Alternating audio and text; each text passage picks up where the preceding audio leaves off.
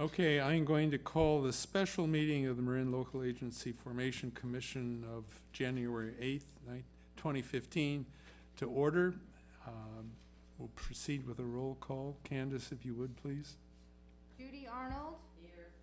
Jeff Blanchfield. Here. Carla Condon. Here. Gary Phillips. Here. Craig K. Murray. Here. Dennis Rodoni. Present. Alternates seated in the audience, Christopher Burdick. Here. Jack Baker. Here.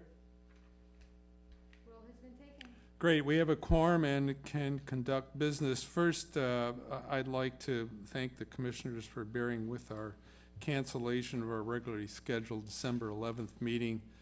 We did that in part because of the, I know, the terror that would have put into the face and hearts of our West Marin folks coming across the divide, but I found out from them that they thought it was just a normal mild rainstorm and didn't understand what Easterners were talking about. So again, thanks for bearing up under that. And I just want to remind you all that January 21st at 9 a.m. rather, we have our annual retreat scheduled at the LAFCO offices. So mark your calendars if you haven't done so already, and that our next regularly scheduled meeting will be next month, February 12th. I also would like to welcome a new member of the commission, to be, I understand, Damon Connolly, who will represent the Board of Supervisors. So thank you, welcome.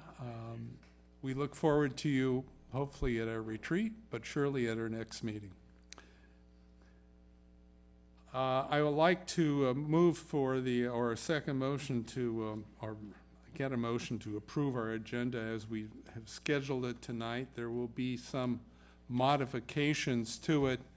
After the consent items, I would like to move to item number 8 and then skip over item 9, which we would continue to our February 12th meeting at the request of both moving parties.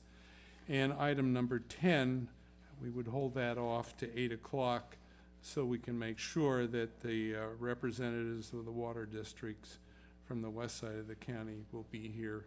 As we've told them, we would hold that off until 8 o'clock.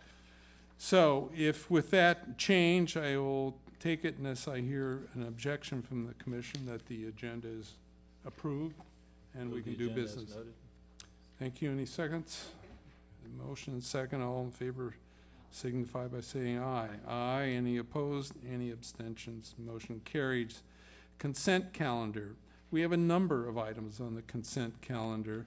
Normally the consent calendar is for things that are non-controversial and don't need public hearings or further discussion. On the other hand, if there are some matters that the commission would like to discuss, what I like to do is just pull them out, discuss it, and then we adopt the whole consent calendar with one motion instead of potentially having.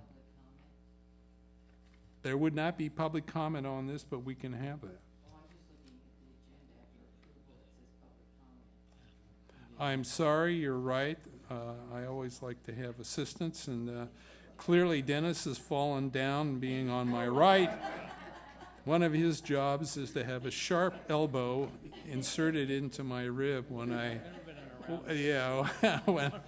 when I make numerous errors. But this is the public comment time for members of the public that would like to address the commission on matters that we have not scheduled for discussion this evening. Now is your opportunity to come forward and speak to the commission. Seeing none, I will move then to the consent calendar item, and I will just go down through them by number to see if anybody has anything they would like to speak about. Item number 1 is the financial report. Item number 2 is approval of our last meeting's minutes. 3 is approval of the audit expenditure, which is an extension of what we approved last year. So this isn't something new. Number 4 is approval of the meeting calendar for the first half of 2015, which notes that we will be going back to our normal meeting every 2 months instead of every month that we've exercised since the beginning of the fiscal year. Item number 5 is a progress report on our work program, something I think we'll discuss in greater length at our retreat. Number 6 is notice of expiring terms of commissioners, and there are a few that are in here. Yes.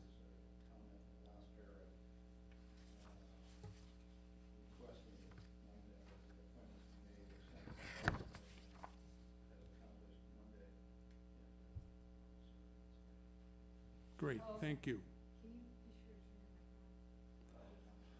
You want me to repeat that?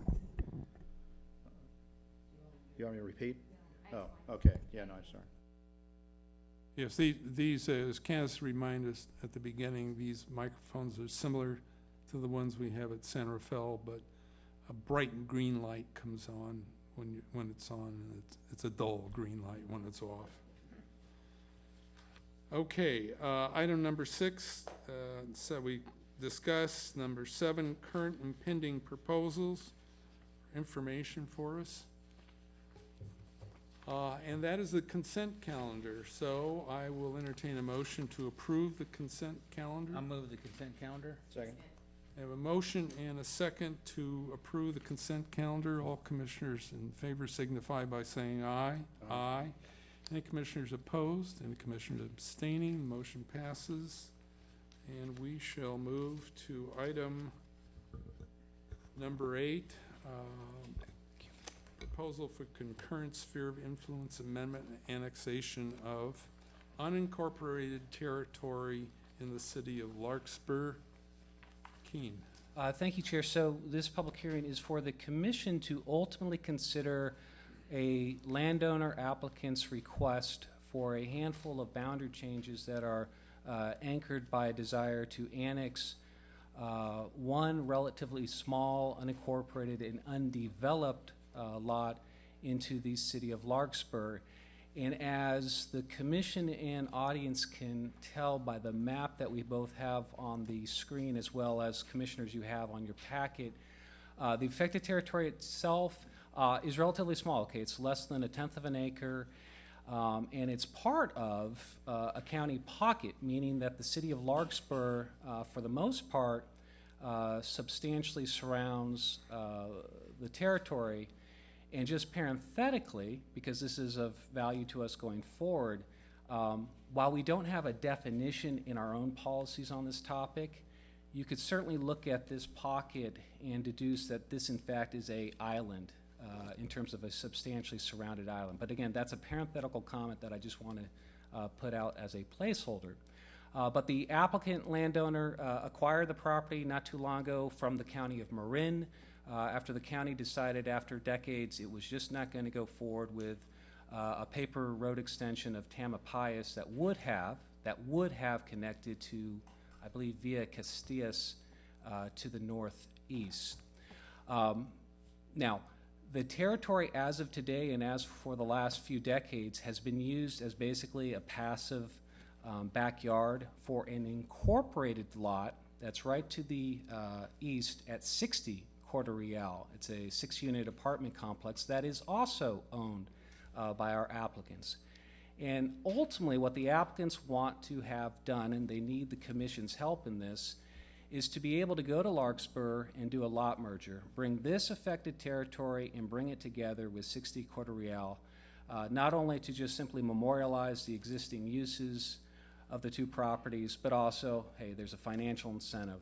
Right now, the landowner applicant is on the hook for 2 sets of special parcel assessments, one with Kentfield School District, one with Tamalpais School District.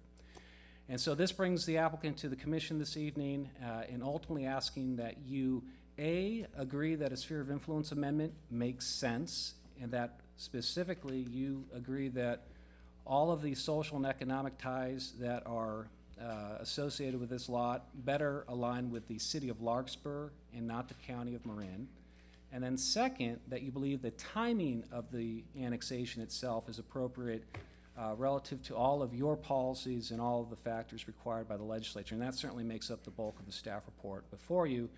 And your staff's conclusion is, yes, a sphere of influence amendment makes sense, and yes, an annexation makes sense, albeit with a couple of discretionary amendments in terms that we'd like you to add to your action.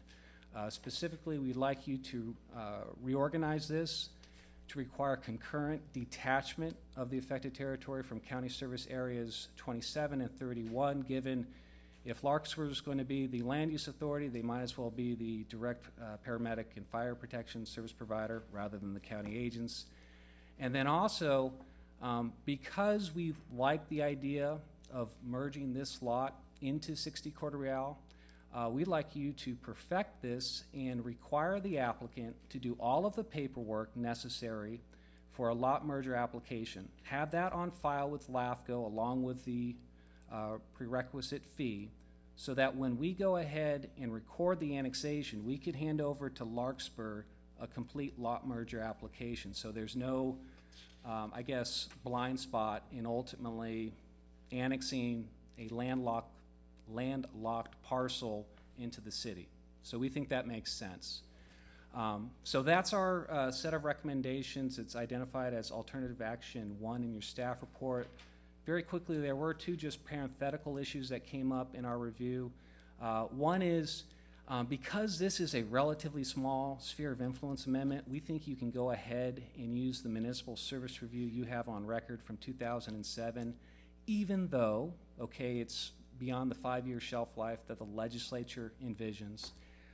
And then second, we think there's merit that when we come back to this area, Ross Valley, in the next 18 to 24 months, that we telegraph ahead and we have a discussion then about maybe adding the rest of this pocket or island to Larkspur sphere. Now that's a discussion that's also going to include perhaps a more tricky discussion, because while it's not clear in the map on our wall here, right north of here is Marin General Hospital. It's part of what I would refer to again as an island. And so I think at least the commission should have that discussion. But again, this is just telegraphing ahead. So again, this is a public hearing because you are looking at a sphere of influence amendment. We do have the applicant in attendance just in case you had any questions for them, and I will turn it back to the chair. Thank you. Okay, before, first of all, are there any questions of the commissioners for the executive officer's report? Yes, Commissioner. So I came just curious on the notification of the neighbors and if there's been any input or comments in regards to this application.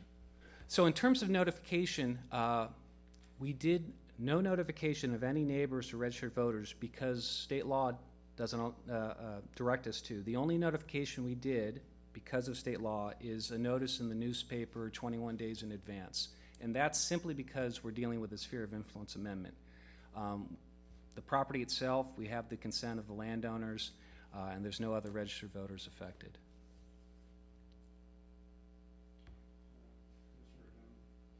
I was curious as to whether there's any other spheres that might be involved, any necessary changes like fire districts, sanitary districts, or? And that's an outstanding question. So theoretically, we did think about recommending making a small change to County Service Area 2731 sphere, but because this involves a pocket or an island, we thought it'd be best to defer that action until we have a more holistic look of things. And again, that's on your study schedule set for 16 next year. Any further questions? I would like to hear from the applicant if they wish to speak at this time before we open the public hearing. If you could state your name and... Yes, thank you, Chair and Commission. My name is Bob Gerstenkorn. My wife and I own the property at 60 Corte Real, which is fully within the city of Larkspur. And first if the commission has a specific question, I'm happy to address that first rather than take up too much time, or otherwise I'll try to do a 2 or 3 minute summary of the process. Well, if I could say, as long as it's not a duplication of what the executive officer has said, if you'd like to add to what he's said, it would be helpful. Okay. And also what would be helpful if you are in agreement or not with staff's recommendation. First, I'm in agreement and appreciate the process that we've gone through, the executive director has helped us with on this. And to address one question as far as adjacent property owners, as the director said, that no neighbors have been noticed specifically about this meeting and this process. However, every neighbor within 300 feet has received several notices to get here over the last 3 years.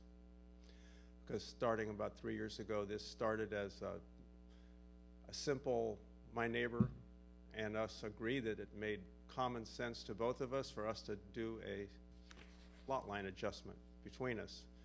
But that, as we started that process, that we then realized there was a paper street involved, that we had the city-county boundary involved, and just to get through the paper street abandonment by Public Works Real Estate Division, and then to get through the planning process at the county to do the official lot line adjustment.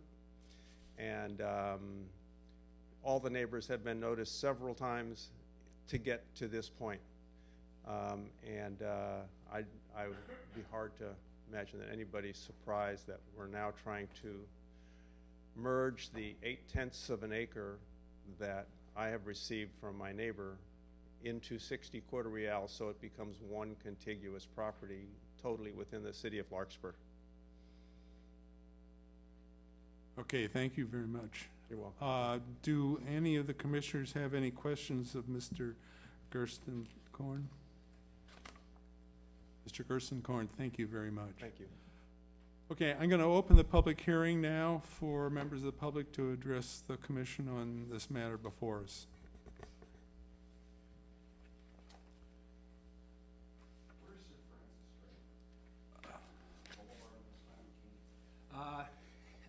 It's not in this map, but if we were to have an extension, Sir Francis Drake would be running where this red line would be.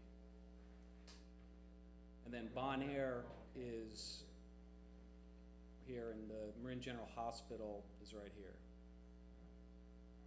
Everything green is in the city of Kentfield? No, everything green is in the county, or Kentfield, and the city of Larkspur is highlighted by the rose color.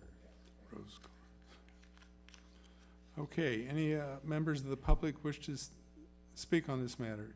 If not, I'll entertain a motion to close the public hearing. So moved. Motion second to close the public hearing. All commissioners in favor signify by saying aye. Aye. Any commissioner opposed? Any commissioner abstain? The hearing is closed. So we have before us a staff recommendation as stated by Keene, and I won't restate it because it's alternate action number 1 on page 8 of the staff's report. So I'll entertain a motion of approval of that or any other substitute motion the commission may wish.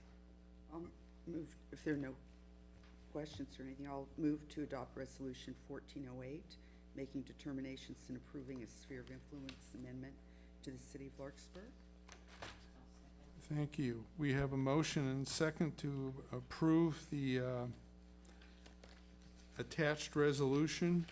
I have a question if I Yes. could. I apologize, but Keene made reference to the recommendation, and is that recommendation included as part of the motion? Or does it need to be separately stated? Alternate action 1. It should be Yeah, the so, same thing. If the maker of the motion would either revert to alternative action 1 or just add, then we have a second resolution, which is for the annexation itself. So, It was done in 2 parts, yes. so being the prescriptive fellow, yeah, if we could do alternative action one, just so we cover everything. Yeah, okay, so. Thank you.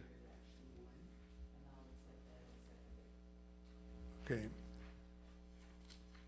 And just so we're sure, when we move on this, your alternative action 1B, which is to direct the staff to revisit the merits of the Pocket Island annexation, is that part of the motion, or is that separate?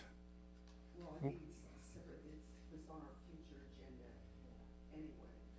It is, and so the way I craft, and I apologize, I've added a telegraph to my recommendation just to give staff some formal direction. When I talk to the people at Larkspur and the county, I can say to them, you know, the commission already nodded their head that this is something we should at least talk about. So it's the two resolutions, the sphere of influence and the annexation, and then the nodding of the head, hey, staff, look at this when we do the study. Okay, should we do that with two separate motions, one for the action and the other for the head nodding? I would rather do it that way so it's clear. Yes, there are two resolutions. No, we would pass both resolutions, and then we would go to a second staff directive, if you will, on future. We didn't vote on the resolution of the motion that Carla made, we haven't voted on it, but wasn't that the first resolution? Yeah, see, it's, the first resolution is the attachments 1 and 2, which are the two resolutions that are attached to the staff report. Sphere of Influence Amendment, Appendix A, and Boundary Change, Appendix B.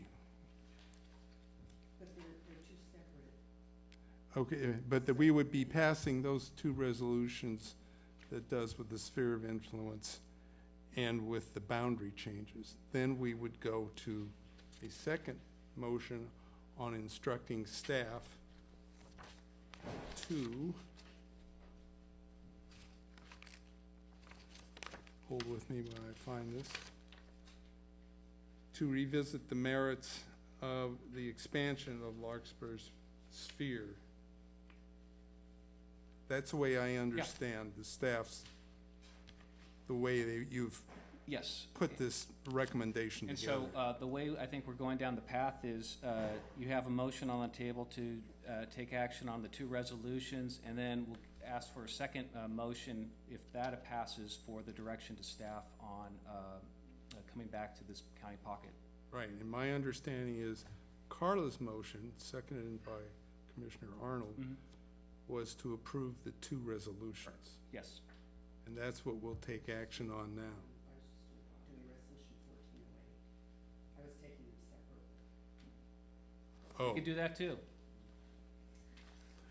well, it's the intent of the motion maker, and your motion was to approve. Okay, if you want to combine the two together, I just.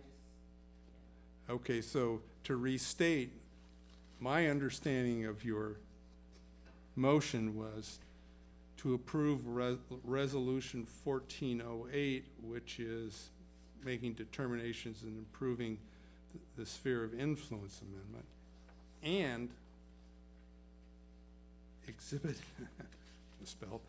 Exhibit B, which is, which is the Resolution 1409, which is making determinations and improving annexation to the city of Larkspur.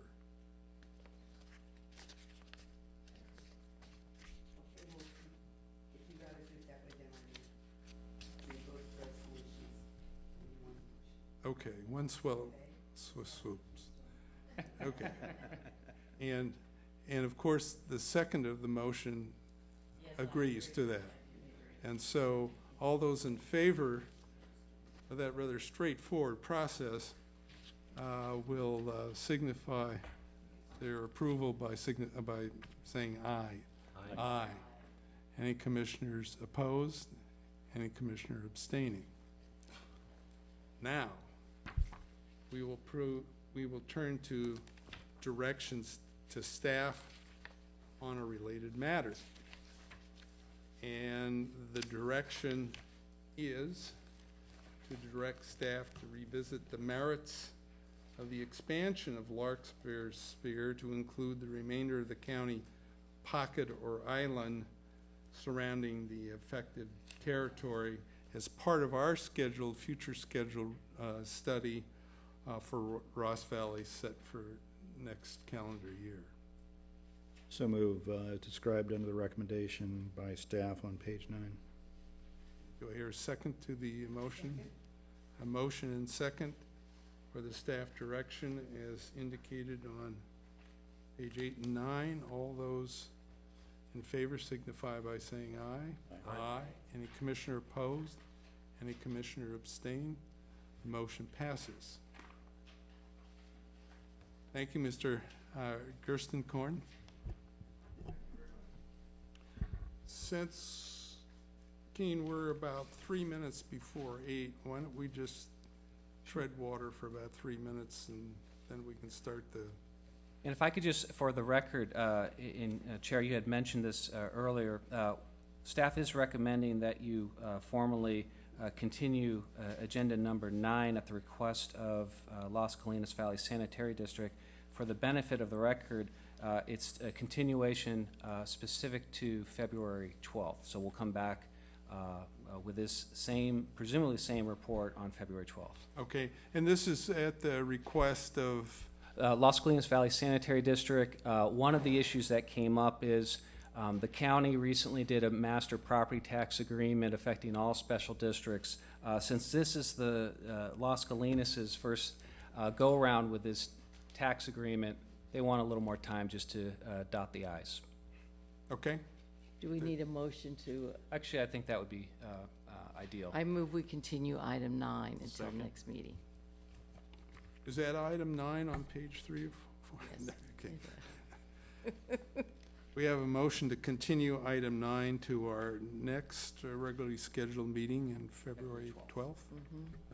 Although, do I hear a second to that motion? Second.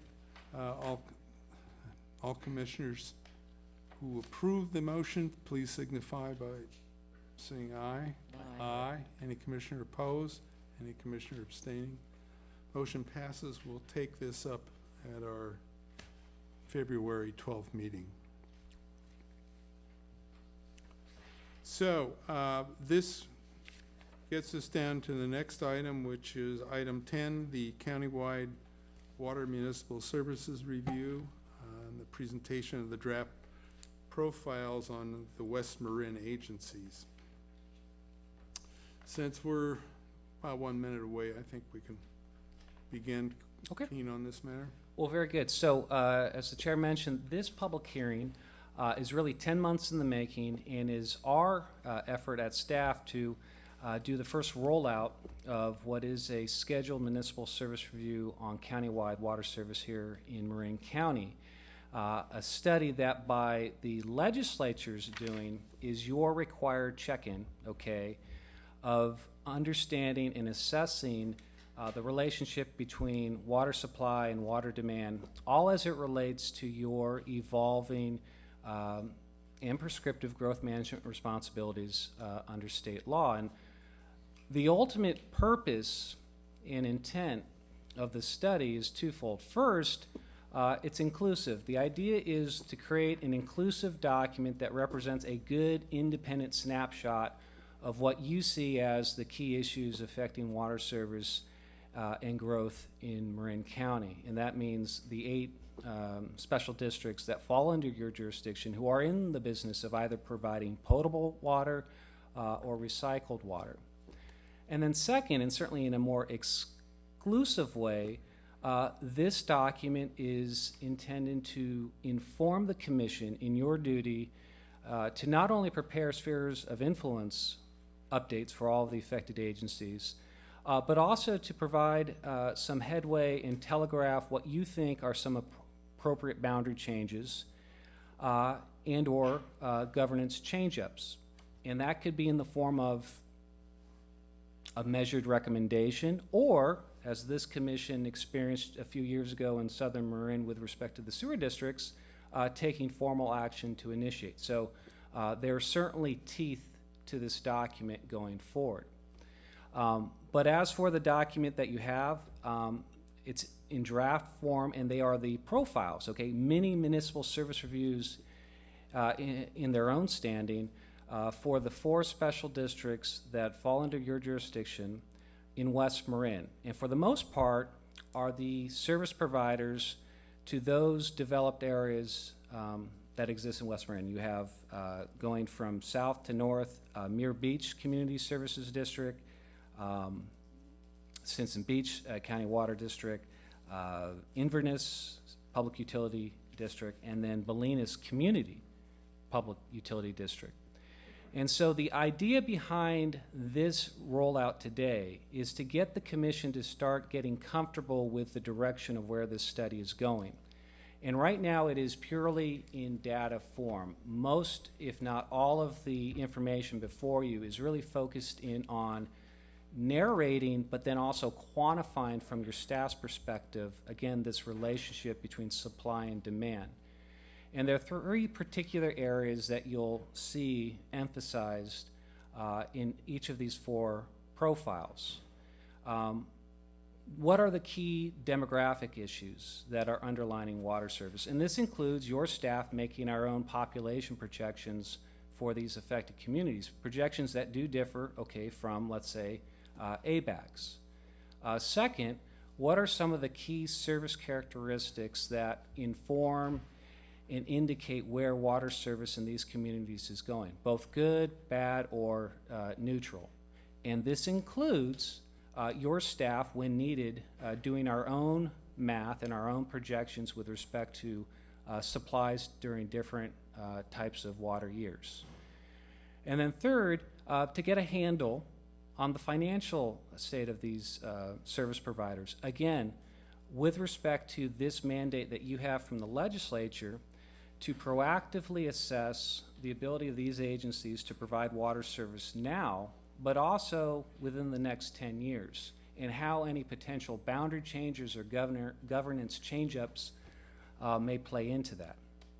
So we've drafted up an agenda cover report that has maybe 20 or so bullet points in them, and for the most part, this really serves as our executive summary. What I thought I would do, okay, is take the next 3 or 4 minutes and just highlight what I see as kind of the 5 big takeaways to date. And again, this is about initiating discussion and feedback in anticipation of staff going out tomorrow and initiating a formal 45 public day review period. And the very first big takeaway that your staff has extracted is certainly growth matters. And while the 4 service providers' aggregate service population is only about 5,300, these are growing communities. In fact, their growth, in fact, I think I even highlighted this in my next slide. The 4 agencies' collective growth is outperforming the county average over the last 5 years by 25%. Now that should and does get LAFCO's attention, because obviously these are communities that are outside the city corridor, and by our own kind of working logic,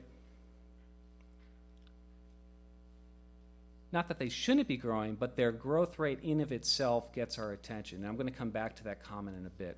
The second big takeaway that we have so far is that constituents matter, and there's this distinction among constituents in West Marin among these 4 agencies that we think is affecting water planning. And I'll use the example of Muir Beach. By our estimate, Muir Beach Community Services District serves mostly full-time residents, 70% by our estimate. Comparatively, the other 3 special districts, Inverness, Bolinas, and Stinson Beach, for the most part, and based on our own math, serve mostly part-time or seasonal residents, 62% on a whole. And I think this plays itself out in terms of the district's ability to kind of plan for variables. Muir Beach, for the most part, has stable rates. Its peak day demands are relatively low. Its water rates are lower than the others, and ultimately financially in a better position.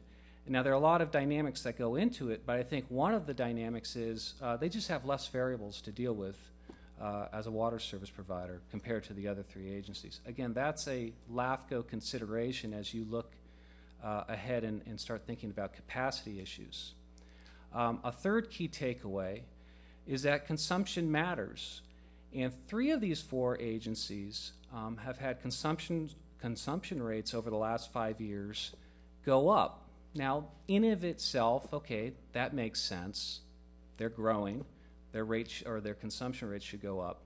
But the rate of consumption is exceeding the rate of their projected growth on average by at least 3-fold. And so what does that mean to LAFCO? Well, that means the intensification of water use is relatively high, or at least on a projection of going high. And that does buck a statewide trend which water consumption is actually going down overall. So again, that's something to be aware of because, again, water supplies are not necessarily infinite. There is a limited source there. Now, fourth, and certainly this is in the affirmative, under baseline conditions, these agencies are in relatively good shape, okay? They all have water supplies, they all have treatment capacity, they all have storage capacity to operate efficiently. There's no immediate red flags for purposes of LAFCO.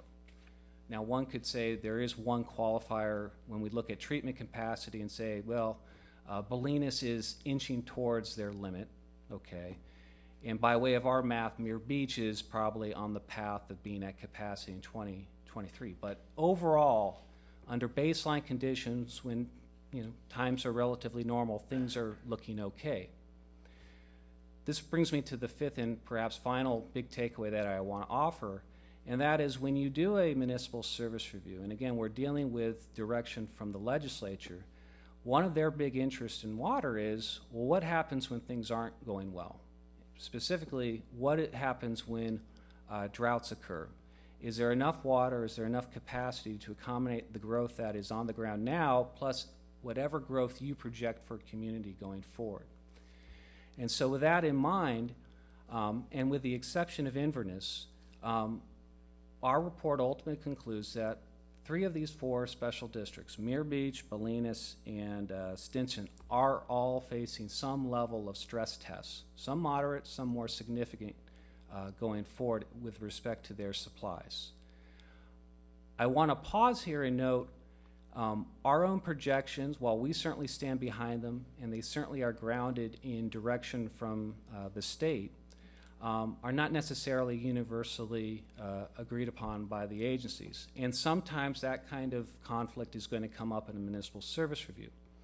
Today is an opportunity for staff to start explaining itself not only to the commission but to the agencies and how we come up with our numbers and the justifications therein, but also signaling to the agencies we're not immune to blind spots. So as we go through today and over the next 45 days, if there are issues that we have simply gotten wrong, or perhaps more likely we're missing some context, our ears are open. And again, ultimately what we're trying to do here is create a data document that you ultimately will sign off on in the next few meetings that you believe will give you the information to go forward with your sphere of influence updates, perhaps telegraphing some boundary changes, and if you see any appropriate governance change-ups that you at least want to look further into. So I'm going to pause there, and just for purposes of looking ahead, there were a couple of issues I wanted just to get on the Commission's radar as well as the audience's radar in terms of boundary issues and or governance issues going forward that, while we haven't made any determinative statements, I think they are relevant, and my guess is you're going to see something come back to you in a more formal way. The first is, with respect to boundary changes, there's this interesting dynamic in which Inverness Public Utility District is completely overlapped by the North Marin Water District. And there's a historical reason for that, but it's messy for LAFCO law purposes. And so the question that staff will ultimately bring to this commission is how best to reconcile, if at all, a change. One option would be to either self-initiate or encourage the district to initiate detachment proceedings for North Marin to initiate detachment proceedings, but that of course would trigger protest proceedings. And that's not the easiest thing to explain to people in terms of why a cleanup of this nature is appropriate. The comment I want to leave with you is sometimes special legislation has value, and maybe as we go through this process, we may want to talk with North Marin, Inverness, and the county about special legislation to see if maybe there's a more agreeable and fast-track fix. Second, some of these districts provide water services outside their physical jurisdictional boundary and sphere of influence, okay? And a lot of that is just a factor or a result of contracts that were made between district and landowner several years ago, several decades ago, before that type of issue became subject to LAFCO approval. So when we do sphere of influence updates, one of the things that the legislature asks you to consider is what is the relationship between service commitments and the sphere of influence? And you may have some recommendations coming forward to you, and I'm thinking specifically about Muir Beach, where we'll look to expand the sphere to recognize some existing outside service commitments. Even though we're talking about ag-designated lands, we're still looking at this LAFCO directive to make a marriage between the sphere of influence and service commitments. So there's a discussion to have. And now, last issue I want to just get on the Commission's radar, even though it's somewhat tangential, you have 4 special districts all in the business of providing potable water service in West Marin. Only one of them provides wastewater services. That's Bolinas. It's an interesting discussion for the Commission to eventually have about at what point do you want to look at the need for a public water or public wastewater service provider in these areas, especially given septic systems, when they get old, are known to leak. A lot of the water supplies are in the watershed. Muir Beach has groundwater. At a certain point, I think this commission, whether it's now or in 20 years, is going to have a discussion about an organized community's wastewater system in West Marin. That's something that, again, maybe we're 20 years ahead of ourselves, but maybe this is, the next time we do this type of study will be in 20 years, so we might as well document it now. So, I do want to compliment all 4 agencies, and I know we have a number of their representatives in attendance tonight. They've been great in terms of giving your staff all the documentation we've asked for. The delay in getting you this report, when we're about 2 months late on our time schedule, that's on staff. It's not on the agencies themselves. So I'm going to turn this item back to the chair. What we're looking for to the commission today is if there's any initial feedback on, hey, are we in the right direction? Are there areas you want us to think about as we go forward towards a final document?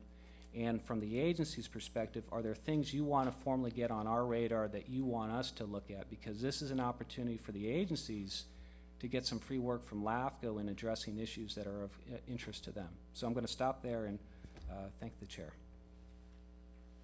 Keen, can you give us a little bit of a roadmap of where we go from here with the document we have? So what's the outcome from it? What's the deliverable, and at what time does the commission need to take action on whatever it is that we take action on? By way of your approved scope of work for this study, we're looking at a final report by the end of this fiscal year that will not only have written determinations addressing all the issues by law you're to address for these 4 West Marin agencies, but also the 4 East Marin agencies. And those profiles are being worked on right now and will likely be presented to you in draft form either in March or April.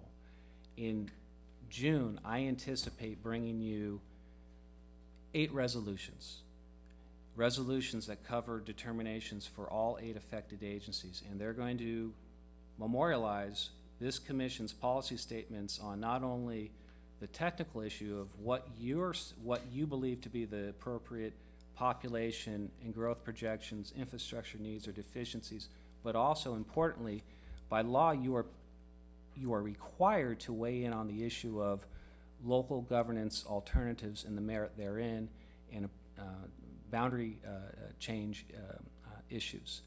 So you're looking at a formal document in June that is going to have repercussions going forward. And again, it's going to be up to the commission to decide if you want to have more recommendations for future discussion, or, again, like you did a few years ago, if you feel something is of urgent need, whether you want to take further action and initiate a particular activity. Okay. Commissioner Rodoni? Yeah, Keen, a couple questions for you.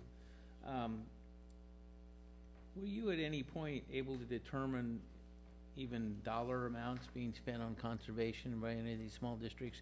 And the reason I ask that is I think there's a direct relationship to conservation and water use.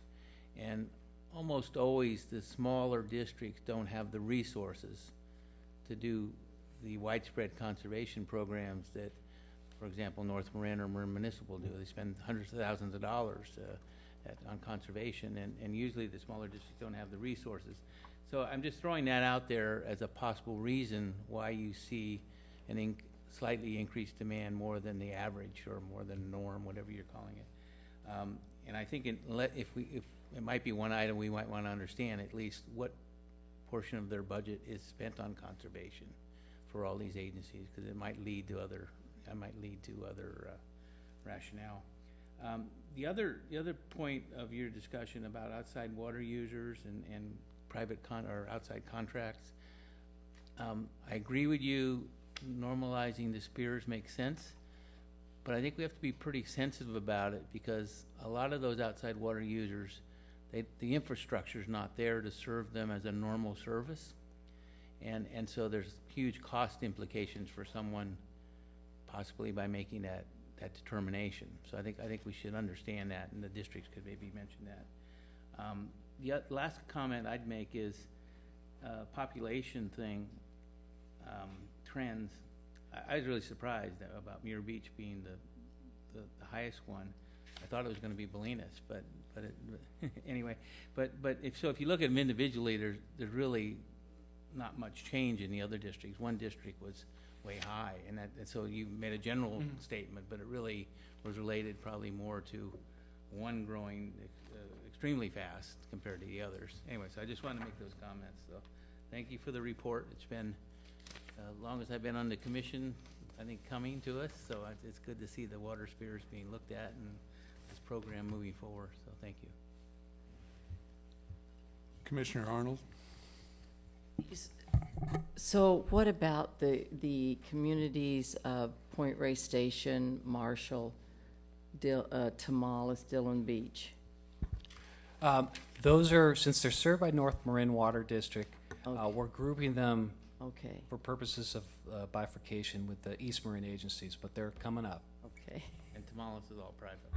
that's right, yeah, Marshall too. right, Marshall, yeah.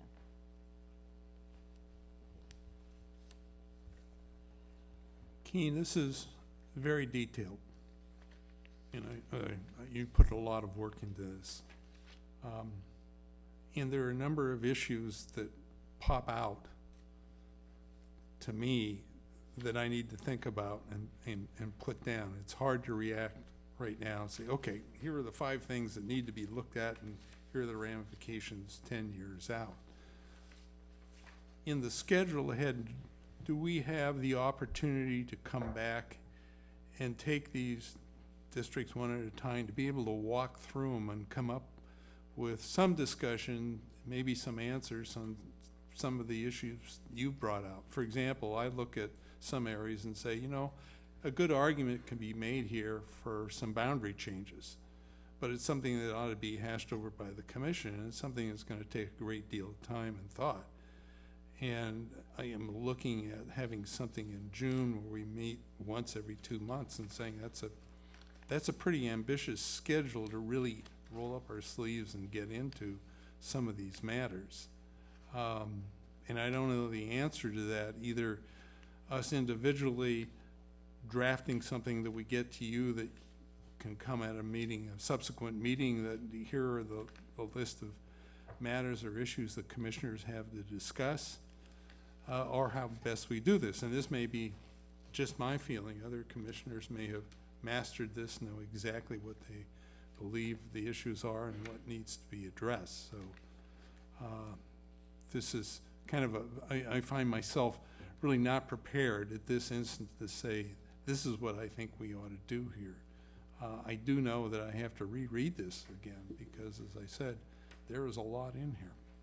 And just, Chair, for the direction of where the study is going, we are staying somewhat at 10,000 feet. So if there was a particular issue or a particular desire to really dive into one particular agency, we would have to open up the study schedule and look at resource investment. And so, that's something that, as we go forward at these next meetings, please flag for staff, and we can start looking at making adjustments. But that's a good comment. Commissioner Murray?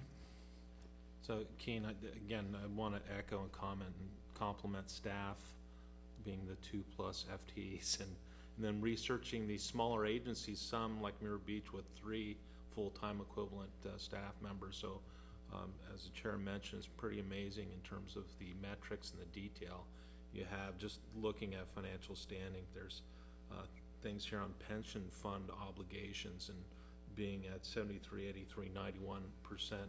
Getting into that detail, that's important to the public. One of the things, this commission has talked about before, Keen, looking at it that might be relatively easy to do, and you just brought it up, was a watershed approach, and looking at each of these areas and what watersheds they fall in. I know you mentioned also some terminology such as underflow, and you might want to define that, and then also look at secondary sources of water if it's known, or even if it might be practical or something that folks might be looking at in the near future. And then one of the other areas, if it's relatively easy to obtain, would be the amount and use of property taxes and their fees in each of these different districts. That's about it, but again, I want to thank you for the initial start. It looks really good. Commissioner Condon? I was just going to mention that this was really, really interesting, and I think what will be fascinating is when you get into the larger areas of Marin, when you come up with the same figures, Keen, like you did with how the water supply is in relation to population, and how the water supply in relation to population gets close to a build-out. And I think that will be really interesting to see those results. And I think that was for me, that was one of the most important purposes, was to see how much the county can accommodate insofar as growth is concerned. But I think it's amazing that you got all this done. Thank you. Any other questions or comments commissioners have for the executive officer before I open the public hearing? Yeah. Commissioner Phillips. Thank you. I strongly suspect that I'm not that familiar with these particular agencies, but with others. And so I suspect that each of them have in their own way addressed the same issue. That is, what is the situation with regard to water usage currently and as projected. So I'm curious, in a broad sense, since we're at 10,000 feet, if you are consistent in the opinions of the individual 5 agencies you've reviewed, in your opinion, as expressed in the report, consistent with the individual agencies or not? There are consistencies, but perhaps more importantly, there are probably some differences of opinions, and it probably starts with staff's own population projections, for these areas. Now, even though they're not big projected increases, we are anticipating some growth. And so that's a dynamic in of itself. We're also, and this kind of I think goes to the heart of, I believe some of the comments you'll receive either tonight or going forward in the public review period. We felt an obligation to come up with math that shows what will be these agencies' water supply during a significant drought event. We used the 1976-77 water year and through a calculation of Department of Water Resources to do that math. I think the agencies, to different degrees, have raised concern that A, that's not their number, that LAFCO may or may not be best positioned to do the math, and or if we do the number, we should do it in conjunction with their engineering or their. And I'm not, in that latter comment, it's fine. However, for purposes of producing a number, what you have is what you have. For most of the agencies, I think Stinson is, so Commissioner Phillips raised a good point. Is there some duplication? Obviously, a lot of the agencies are going to do their own work on these issues. Well, because these agencies are so small, only Stinson did an urban water management plan. And so, you know, for example, when we look at North Marin or Marin Municipal, we're going to already have a lot of pre-made data available to us, so we're not going to reinvent the wheel. In some cases, or at least for the different degrees, these agencies, yeah, we made our own wheel. What I know that staff is interested in hearing is, if we've erred in our construction, you know, where did we err? And I'll leave it at that, I guess, until I hear maybe some feedback from the agencies on that. Yeah, just follow up for a second. I will preface it by saying, yeah, there's a considerable amount of information here, and so I'm not questioning that. I'm just trying to get a sense of our work compared to what was done by the local agencies. And so I'm still curious, and maybe it'll come out in the public testimony, but from your standpoint, I'd be certainly curious or interested in your answer, so I know how to relate to this. Is this okay? If both agree, that's probably pretty close. If they don't, then I need to pay a little more attention, it seems to me. So it helps me sort out where I need to focus my attention. So could you be a little more specific with regard to the areas that you differ? And I'm curious as to whether or not you actually met with the other agencies to compare notes, so to speak. Yes, so in terms of how this document came to be, each agency was given an administrative copy, and there were probably 3 or 4 versions that went back and forth. And so where, you know, for the most part, where there were some differences of opinion, I think 90% of them got addressed. Might have just been word choice. Where you're seeing, I think, the distinction between what staff has put down versus what I anticipate the agencies are going to say, hey, we're not necessarily ready to buy those numbers, is when we start talking about current peak day, or excuse me, projected peak day demands, and that's the highest day use in 2023, and then also available water supplies under drought conditions now and going towards 2003. I could get more detailed, but I will leave it at this. We've essentially created a range between 38 to 76% reduction in water supplies for all the affected agencies under drought conditions. And that range is consistent with the math the Department of Water Resources has told anyone in the state of California. If you're doing some water planning, in absence of specific data, use this math. And that's what we've applied to West Marin. West Marin agencies, to different degrees, understand by saying, hey, we're not the entire state of California. We have a different microclimate here. Until we get maybe a number from them that we can say, yes, there's the math, and we agree with it, we're going to stand by our number. Would you mind if I ask one more Yes. question on that issue? No, go ahead. And this is just lack of knowledge on my part. But I'm curious whether or not there's a bias, and I don't mean that as a terrible thing, but an inclination, if you will, but a bias by the agencies one way or the other with regard to water usage.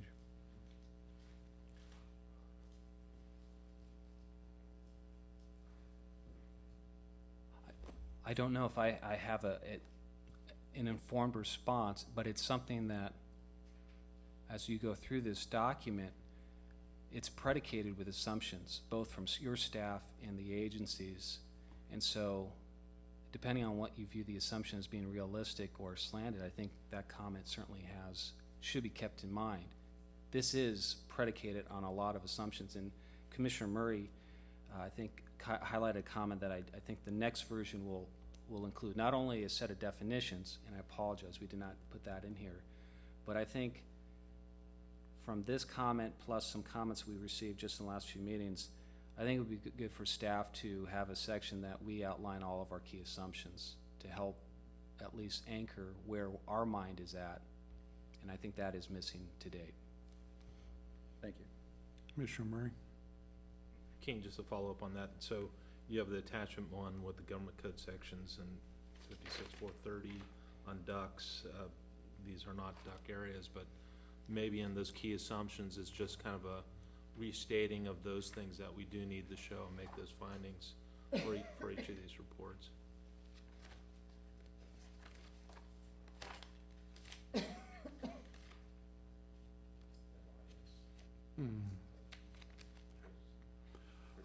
Yeah, I see him. I just have one question of Keem before I'll recognize Chris. Do you know whether or not the Department of Water Resources has folks set up, since all LAFCOs are going to be doing this, to assist LAFCOs or to bounce methodology off of them? You know, there's often an argument about methodology versus the numbers that come out of using methodology. I understand from you, in lack of data that is site-specific, DWR is saying rely on this methodology to come up with your numbers. Yeah. Other than be given the direction to the calculation itself, I haven't engaged DWR on that particular. Certainly, as we go through this process, if there are outside resources that can help, vet out a blind spot, and I'm imagining as we hear some comments from the agencies, they may also provide some suggestions to that end too. Yeah. Okay.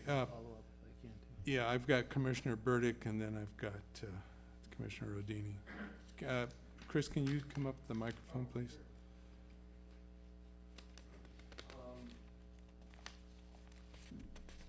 Well, I learned things about Inverness I didn't know, and I've lived there for 45 years by reading this.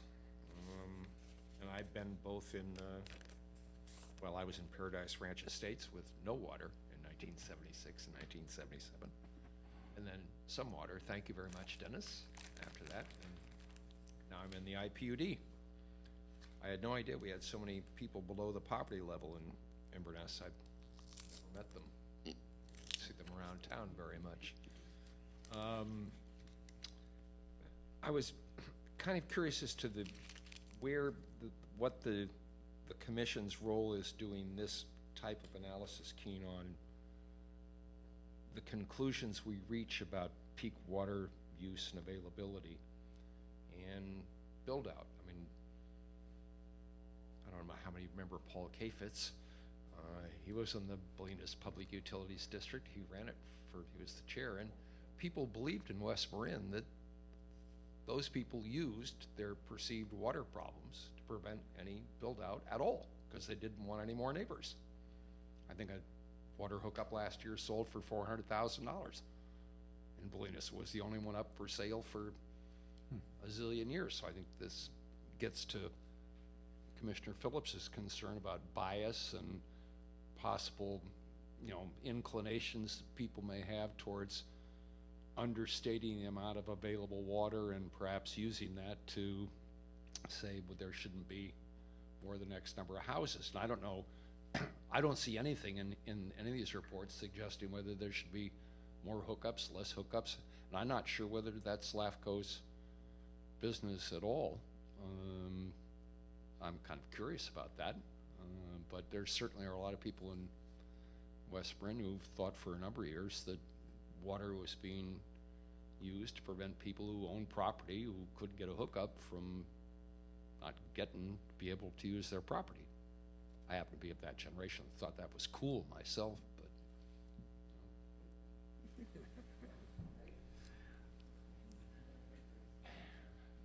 Okay, any other, yeah, sure, I'm sorry. Keen, just a follow-up question. I think that there's going to be differences in what we came up with and what the districts have. Now we have an open public time where the districts can present their information, and maybe there could be some reconciliation there. But one thing we have is we have Stinson Beach with an urban water management plan, and we could do a little analysis about how that compares with your findings, and that might tell us something, perhaps, so. Yeah.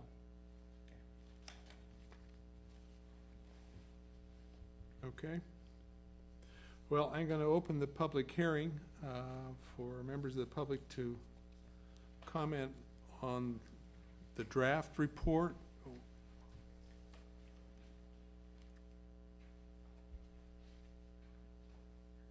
Yes, if you come forth and state your name and any affiliation you may have if you wish.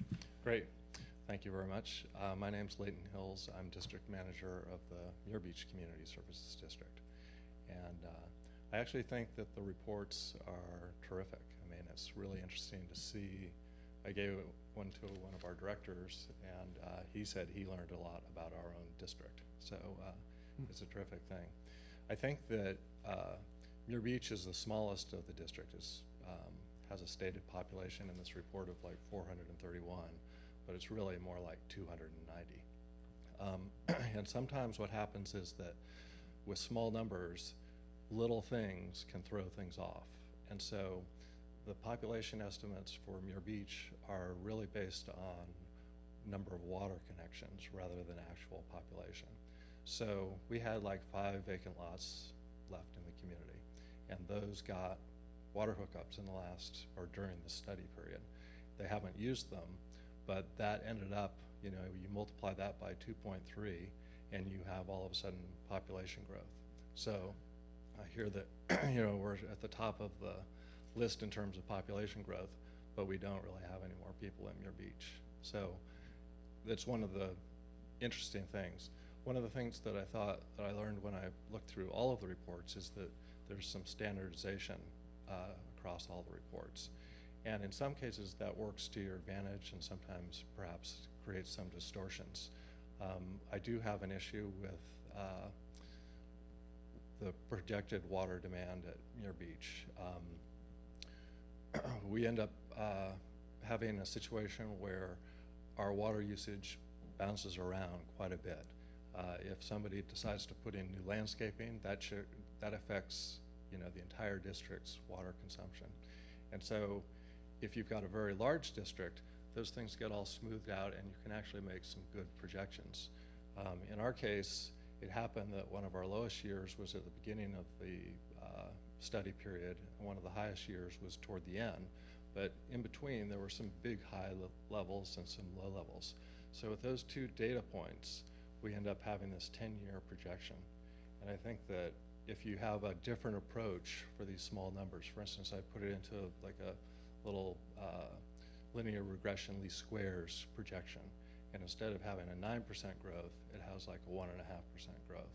So those are some of the things that we'd like to be able to offer to staff for consideration, and perhaps we can depart from the cookie cutter in some, you know, of the unusual areas. So those are my comments, but we'll submit them in writing, greater specificity.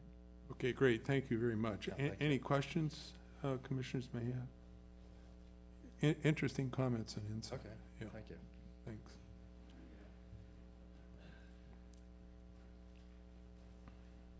Hi, good evening. I'm Scott McMorrow. I'm the general manager for the Inverness Public Utility District. And I'd like to echo the commissioners and my colleague from Muir Beach about the great work that LAFCO staff has done in presenting this report. It is very detailed and a lot of work. We appreciate that. And we were one of the groups that went back and forth with Keene on some issues that we disagreed with. And I guess we resolved that we would handle that in the written comment portion of the 45-day period. But specifically what we disagree over is population growth, first of all.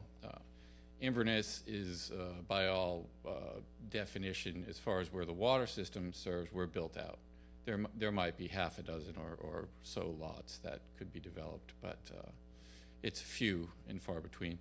It's interesting about the poverty level, because we don't see that. And if you try to buy a home in Inverness, I don't think if your income is below the poverty level, you can handle that. And it's echoed in the rental community as well.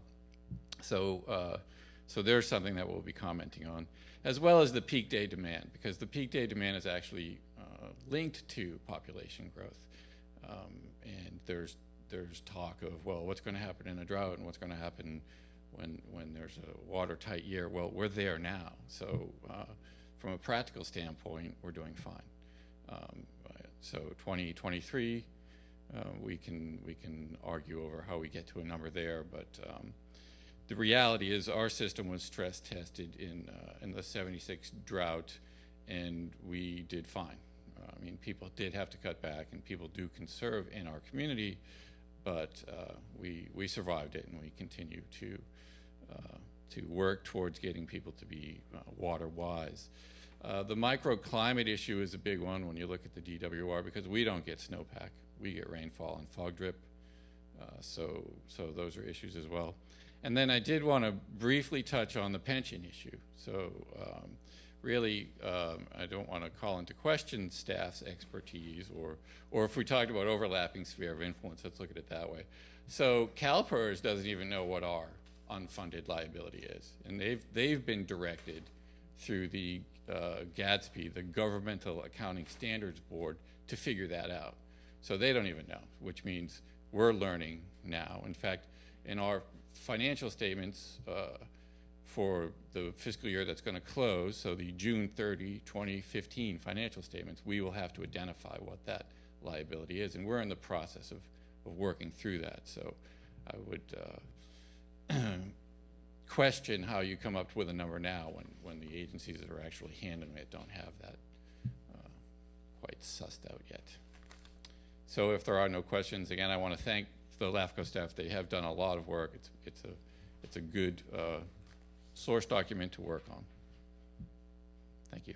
Any questions, commissioners? Thank you very much, Scott.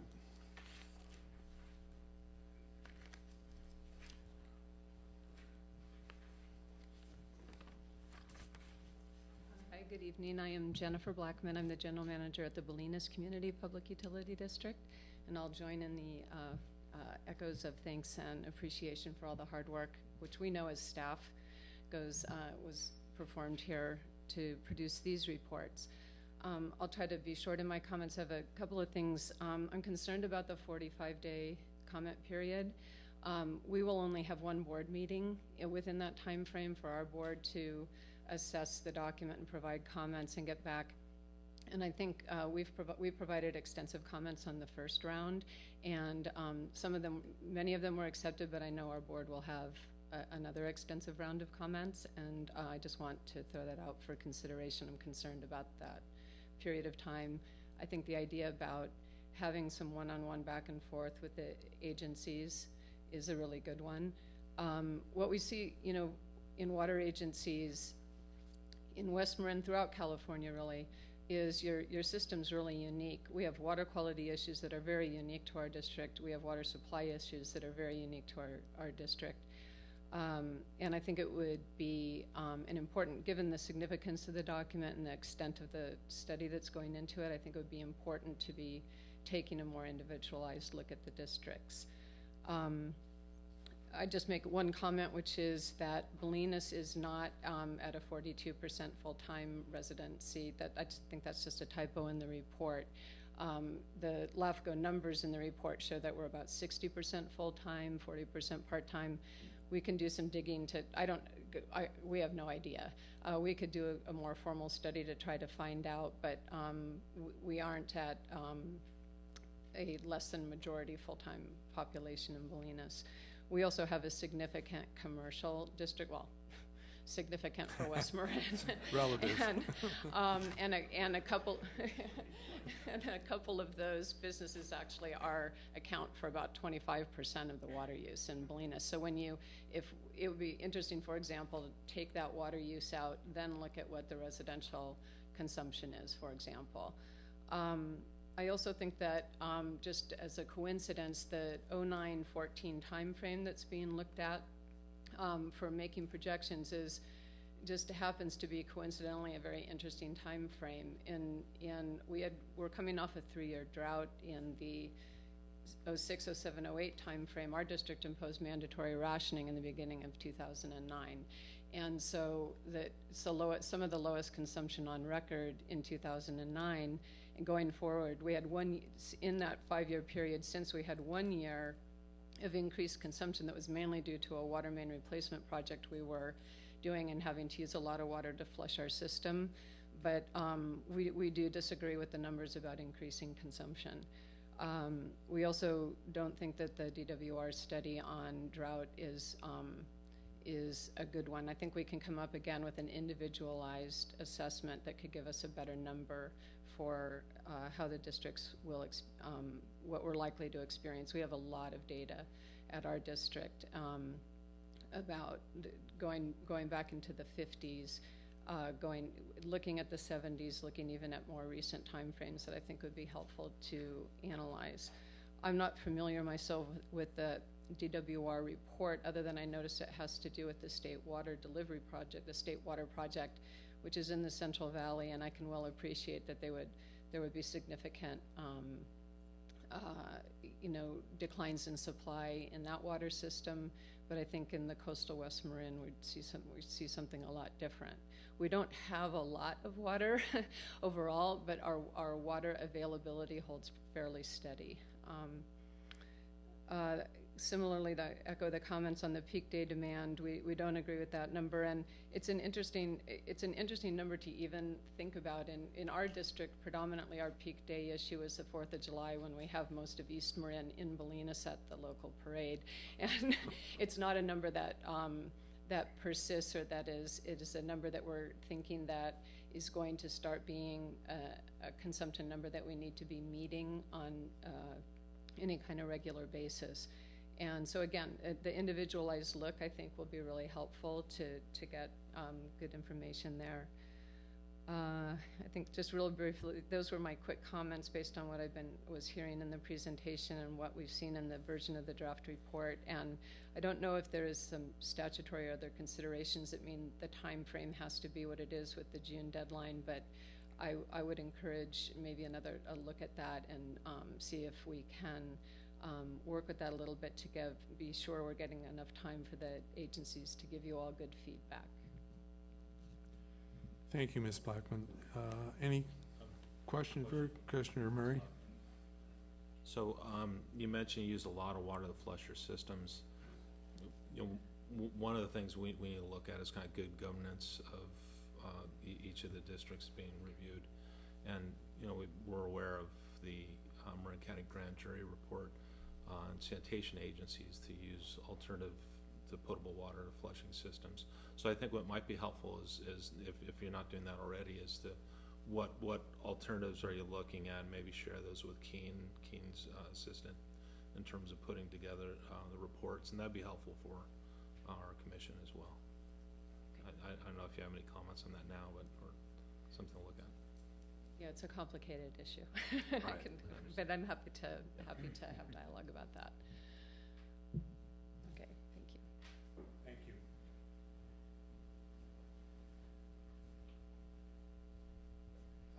Hi, I'm Jim Fox. I'm the Water System Superintendent for Inverness.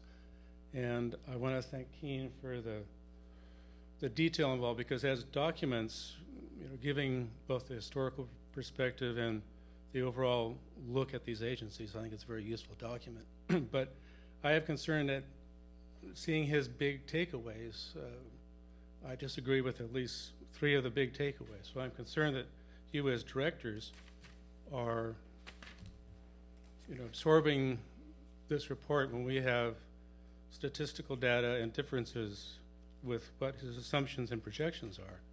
And also that, I think, Mr. Phillips, you maybe mentioned this or that, we work hand in hand with the state regulatory agencies and our engineers to make assumptions and projections for our districts. And I think you said something about whether it is in the place of LAFCO to make these kind of decisions for districts as far as projected use and things that are perhaps not in the domain of LAFCO as far as sphere of influence. So that's. Could you identify, it's okay through the chair? I was just going to ask if you could identify the 3 you're concerned about. West Marin growing above the mean constituent type is affecting water planning. We don't have documentation that really supports that in Inverness, and that water usage is intensifying. We have data going back to when we bought the system in 1980, and I think Scott kind of articulated that a little bit with our disagreement. And we provided quite a few written comments to Keene with our disagreements, and some a lot of them of the corrections or clarifications he incorporated, and I really appreciate that. But then there are some major differences as far as the water use and system demands that we're in disagreement with. Have you provided that in writing, or is this oral meetings with him on that? We provided it in comments, but not the spreadsheets, for instance. Just in identifying what we thought was an error in the snapshot, and then the projections from that snapshot. Okay, thank you. Sure.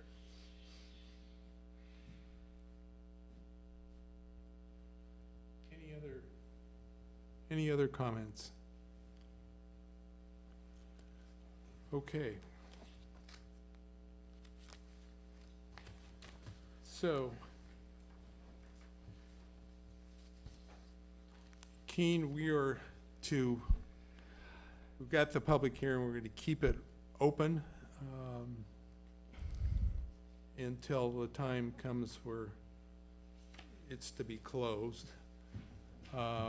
And that may be the next meeting, maybe the following meeting. We've heard some comments on it. It would be great if we had additional time. The commissioners may have a feel for that. I've always felt that doesn't hurt. I know it affects the schedule, but on the other hand, I think the product is more important. But that's my feeling. Maybe it's something we can take up at our planning retreat when we look at our schedules again. But I heard that one, and I think it's an important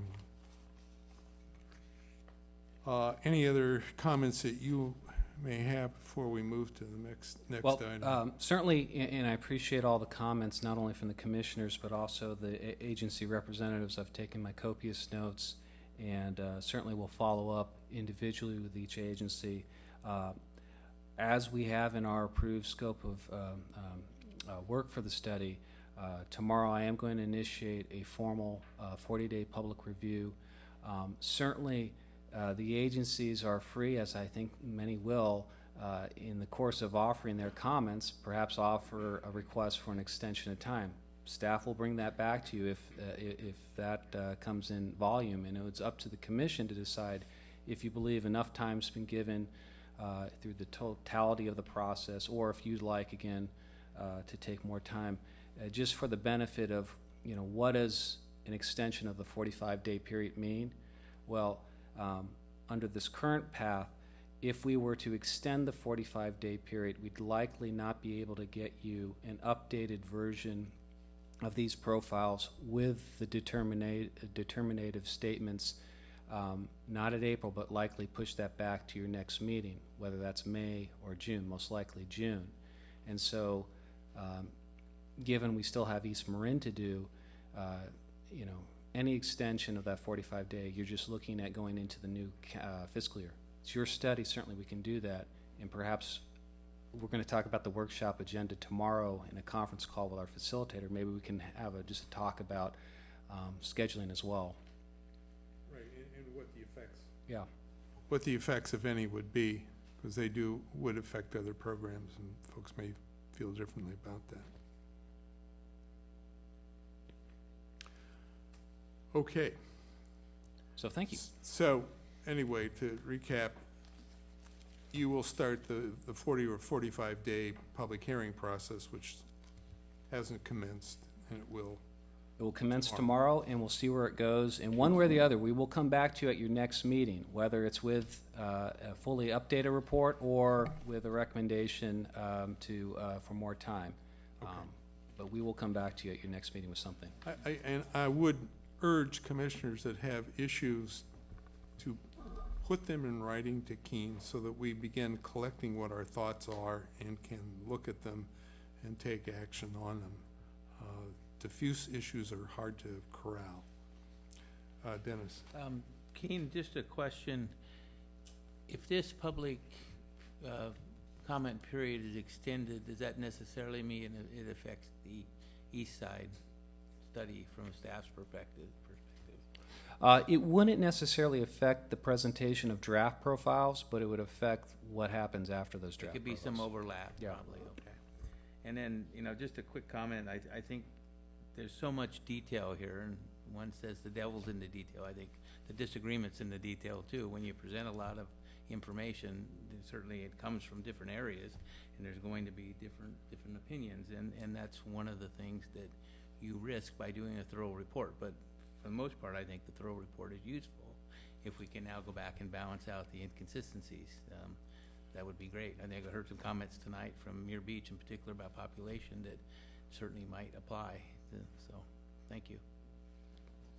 Yeah, it's the major stuff too, instead of the real minor things. When we're talking about population projections in West Marin, and not a large scale, I know that affects people, and that's why you want to take a look at it, but there aren't that great large numbers, at least, at stake. Commissioner Murray. Just kind of procedural, I'm keen, so if the districts do provide written comments and response back, we'll have the formal reports, but are those comment letters then part of a report, similar to like environmental document, or what's the process in regards to that? From the second we start tomorrow. Maybe I turn this off. The formal comment period, comments coming forward are all going to be part of the public record.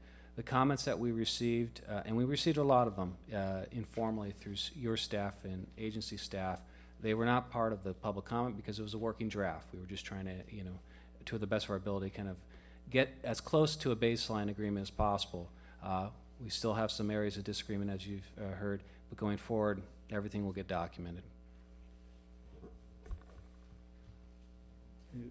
Yeah, Commissioner Phelps. I'll just say that I'll be sympathetic to the agencies that are faced with 45-day response by the time you meet, and further modify it. It makes it difficult, I suspect. And I guess from my standpoint, I want to do this right, and this is a first attempt, if you will. And I think it's quite well done. Everyone acknowledged that, so that's not the issue. But rather, we now have some steps, it seems, to get it to a place where that makes sense to everyone.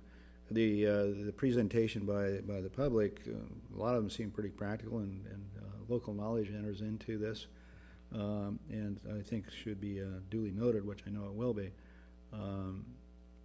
So like I said, I'll be sympathetic to the 45 days. Also, I would hope that you, in meeting with the agencies themselves, will be able to come to some resolution as to, if it's simple population as an example, some resolution as to what the appropriate, even if it's a compromise, but nevertheless the appropriate solution is. Frankly, I don't want to sit here and debate, is Muir Beach going to be 290 or 421? I'll be honest with you, it's beyond me. So I would hope that staff would be able to resolve that. Commissioner Murray. Sorry, just on the population thing, so there's DOF numbers and there's census tract numbers. It might, and I'm sure that data is relatively easy, maybe through Marin Maps, that might be helpful in terms of educating folks who are reading the document to the variations and how those are used. Sometimes folks that are using it for grant purposes. So these may be useful for those very own districts too, and in terms of receiving some funds for expected needs in the future. Okay, let's move on to the business hearings. Item number 11, draft legislation involving joint powers authorities, which we discussed at our last meeting. Yes, so Thank you. So this is a continuation from your October meeting, and ultimately it's for the commission to again weigh in on this draft legislative proposal that a Cal LAFCO work group, which I happen to chair, has come up with that ultimately seeks to create a formal tie, under state law between the world of LAFCOs and the world of joint power authorities, or JPAs. And as we talked about in some detail in October, the key aim here in this proposal is to require that standalone JPAs not only continue to file their agreements and amendments with the Secretary of State, but also start to include LAFCOs in that process. And this is an idea I think that this commission in various iterations has talked about to some detail over the last few years. It was something that the Marin County Grand Jury picked up as well. And when we brought this item to you in October, understandably the commission pressed pause and wanted to make sure that, at least as a courtesy, that we go out to our local agencies here in Marin and just make sure that they are aware that this was something on our radar, and if they had any thoughts or comments on the merit therein. And so that's exactly what we did. We sent out a notice to all 54 special districts, 11 cities in the county, and we said, hey, this is what we're looking at. We think it makes sense for X, Y, and Z reasons. What say you? And I did get a number of phone calls, but mostly just for clarification purposes. So we didn't get any pushback, which I think is a good thing. So we're coming back to you this evening with basically the same recommendation with a bit of a twist.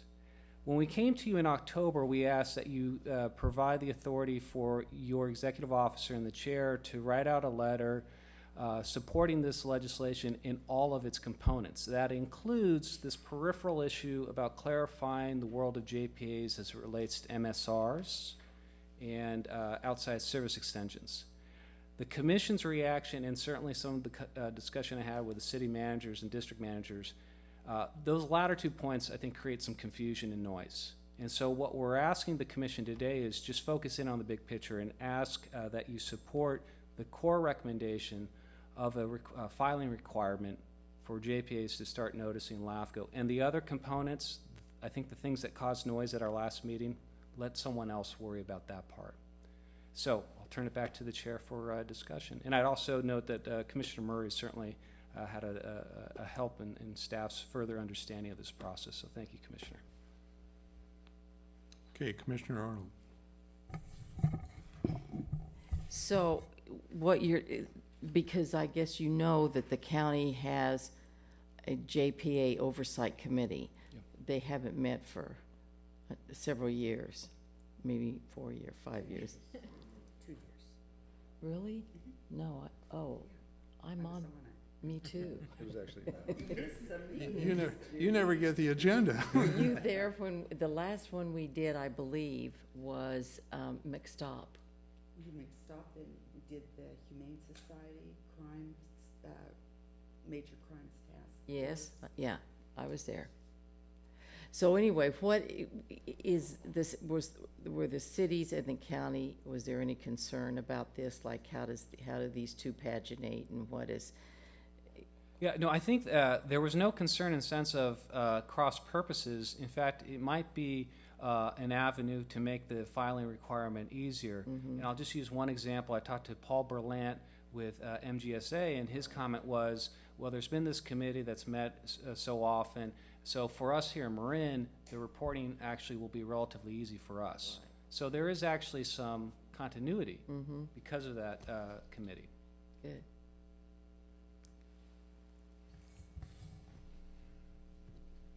Okay, Commissioner I'll Condon. just reiterate what I said, I think, the last time we had this discussion, that oversight committee was really terrific. But it was such a compelling amount of work for the chair to do that it just kind of faded away. And so I think it's super that that we do support this legislation, and that all the cities have available to them the list of the JPAs, just a capsule of what they do, and I think it will just be a real asset. And it's unfortunate that the committee, however long it's been, time flies when you're having fun, so could have been for it, but whatever, I think it's good that we bring this to the forefront. Okay, Commissioner Phillips. Well, I'll just say that last meeting where this was addressed, I had some heartburn over it because I felt that it might be creating additional work for no particular avail. Senator Fell has, I think, 24 JPAs, and we're pretty knowledgeable of what they are and what their purpose is. But I did discuss it with our city manager, and she, for one city in any case, doesn't have any objection to this, so I'll be voting in favor of it. Good. So it may not be part of the legislation and what you're asking for tonight, but I assume the plan would be then we could put them up on our website for people to go and actually, okay, thank you. Yeah, to me, this offers additional transparency to government here. And since it seems to me also that everybody's concern has been addressed, and Keen's trotted around, you individually have talked to members you deal with, and it seems that it's not toxic, if it ever was, but it's not toxic now. Who's sponsoring the legislation? So right now, this is just a draft idea, if you will, and so if we get a letter from this commission, I will hand deliver it to our next Cal LAFCO board meeting at the end of this month, and they will then make a decision if they want to go ahead and sponsor it, and then we'll have to go ahead and find a author. Now, Keen, if we go through with this, is part of it contemplating Marin LAFCO as being an eventual co-sponsor? Well, actually, so originally that was a question I posed to the commission in October. I've scaled back the recommendation to exclude that just because there wasn't. My recommendation is that we're not on board with the entire thing. We're just focusing on the one issue, the filing requirement, and the MSR and the JPA or the outside, someone else can pick up that discussion. Okay, so if someone else picks that up and they come up with language and they find a sponsor and they submit it back to us and say, what do you think? We can say, well, we thought the way we did originally and no thanks, or this looks pretty good, yeah. Particularly with that author, we'd like to sign on. Okay. Now, are there two resolutions? No, so Not if like- agreeable, the recommendation in the staff report on page 4 is simply to provide direction to, or to offer formal support for the filing requirement, and that's it. Okay, and that's clear by and it's clear by looking at the attached proposed language. Yes, so the only, excuse me. What would we be endorsing here as it relates to the language? That's an attachment. So on, so the attachment in which is in track change, there are 3 bullet points. You are just looking at approving the number 1. And it's headed Amend Joint Exercise of Power Act. And I'm losing my voice, so. That's all right, so that would be 6503.6, Yes. and that would be it. Yes. Okay, so, do I have a motion to approve the drafting of a letter which I would sign that would limit itself to the first item? Move to approve the recommendation from staff on 6503.6 as discussed. Second. A motion and a second. All those commissioners in favor signify by saying aye. Aye. Aye. Any commissioner opposed? And the commissioner abstained, the motion passes. And I know why you're choking up. We'll move to the next item, which is the proposed possible selection of an agency logo. So with the chair's agreement and the commission's consent, what I would like to do is just do a quick overview of this item and then come and bring it back for a more thorough discussion at the workshop, just to get it on your radar. And that is, at our last meeting, we presented you 4 or 5 versions of a logo with various orientations, one being an urban landscape, one being a more agricultural setting. And so we talked to our designer and ultimately have come back with 3 somewhat distinct versions of an agency logo. And they're highlighted as 1, 2, and 3. And again, each one, or each logo design has a small twist to it. For example, we still have the mission, but we have one version with the crosses, one without the crosses, just for the benefit of thoroughness.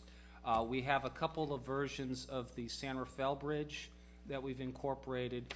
And then we've done our best, Commission, to take your inputs about how to do a better landscape.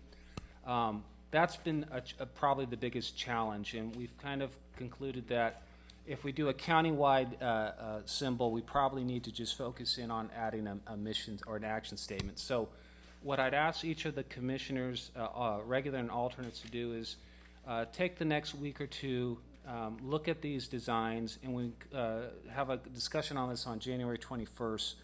Perhaps, hopefully, we might be able to move on something. Okay. And there is also the alternate that no logo. Right.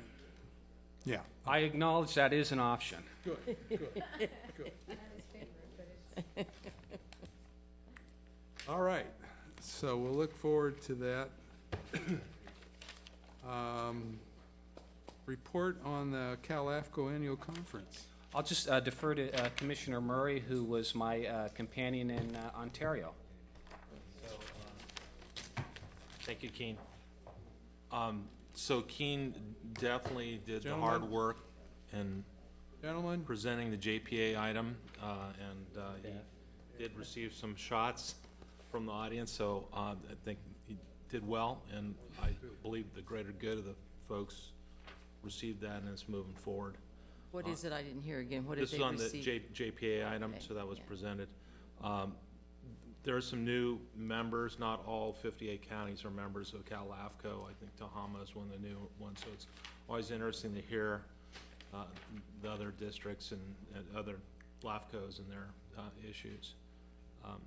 One of the items that occurred at the conference was Keene encouraged both Judy and myself to run, and John Leopold was reelected the county rep from Santa Cruz.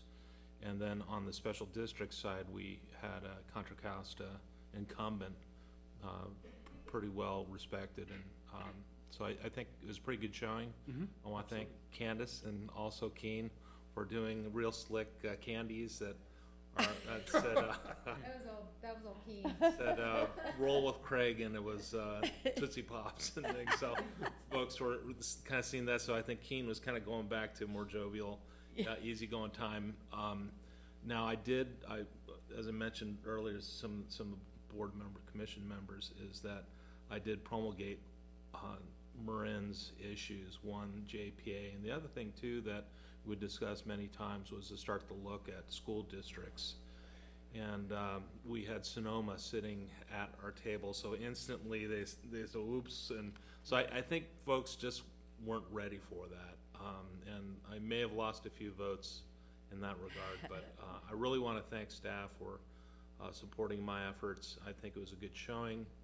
I do have my presentation. I won't bog everyone down on that, but it talks about my family history here being in Marin from the 1800s, and also our namesake Chief Marin, that and the background of Marin, which I think folks kind of appreciated, and then my personal background in local government and service to the community.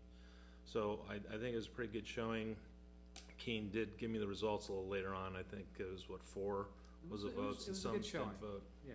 So it definitely could be closed, and perhaps, you know, if it's myself or another Marin rep, there would definitely be opportunity. So thank you. Good.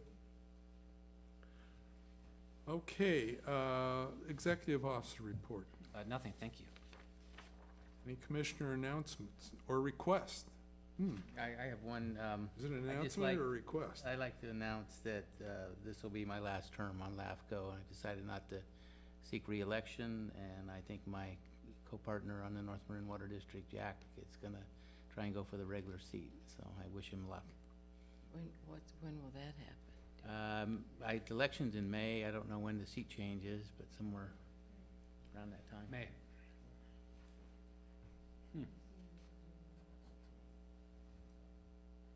I just want to say I really enjoyed sharing time with Dennis. He's always had very pointed, excellent comments, and obviously does his homework, and really appreciate him being a board member. We'll miss you. Thank you. You're coming to the retreat? Nope, I can't be there that day, unfortunately, so sorry. I think I told you that, right, then? I guess, yeah. But you'll be here. I'll be here. I got a couple more meetings. No, that's what I thought. You probably want more. Don't kick me out yet. You never know, it might be, the election might drag on for months. With special districts, you know, they have a minimum number of votes. So. Okay, well, it's time for that ultimate motion, I move we adjourn. and that Right. has a second, and that means we're adjourned.